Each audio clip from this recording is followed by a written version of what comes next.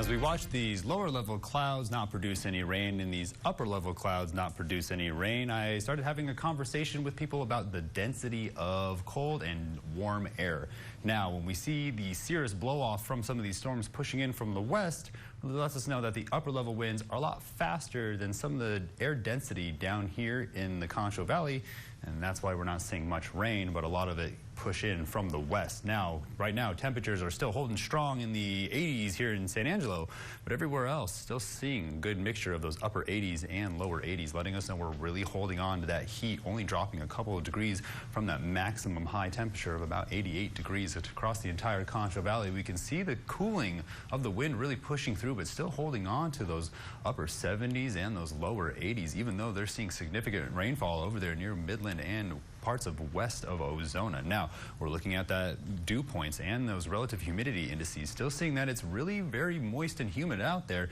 and those dew points are very close to where we're going to see those overnight lows. That does not mean that the potential for thunderstorm activity doesn't exist, but it does mean that those upper level winds are pretty strong, letting us know that the severity of this low pressure system is still pretty relatively intense. Now, when we get a good look at it in the upper level pattern, we can see this cold front that could still produce a lot of thunderstorm activity by tomorrow, but we are in a very similar setup by tomorrow, still seeing some of these storms that could potentially go around parts of the Concho Valley. Now, this storm is going to continue to deepen and then cut off from the jet stream again. That blast of cold air, which could be here by the weekend, which really clears those conditions up right behind it, that high pressure. But another strong low pressure system off the west coast has our attention for another round of these cooler temperatures, dropping us down even further than where we could be by the weekend, where we are looking at least those mid 70s. So when we get a good look at the severe weather outlook, really moving its way across the entire nation, still targeting parts of the western Concho Valley. But when we get a good look at the radar, all we're seeing is that high cloud push-off. Still seeing flash flood warnings and severe weather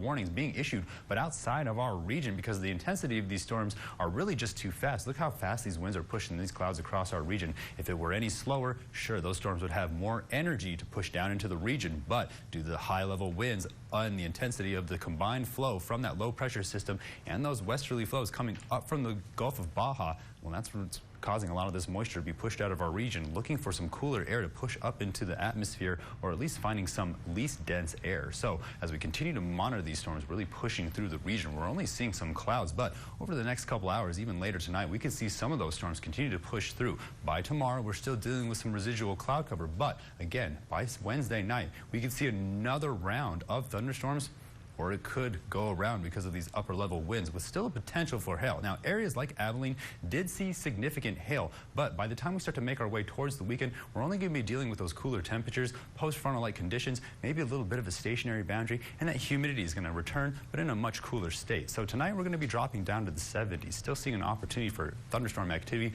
overnight. Not to say we didn't see impressive thunderstorm activity off to the north and to the south. And then tomorrow, by the afternoon, we're still going to see a possibility to start seeing thunderstorm activity again around 6 or 7 o'clock, push through the area, and then we're going to see that huge drop in temperatures down to the 80s. By the time we start to make our way to the weekend, another huge drop down to the 70s. Remember that giant low pressure system, but by the time we start to see some of that ridging pushback, we start to see those temperatures level out into the 80s while our lows start to sit about average in those mid 50s. Stay tuned, we'll have more after the break. You're watching KSAN News at 10.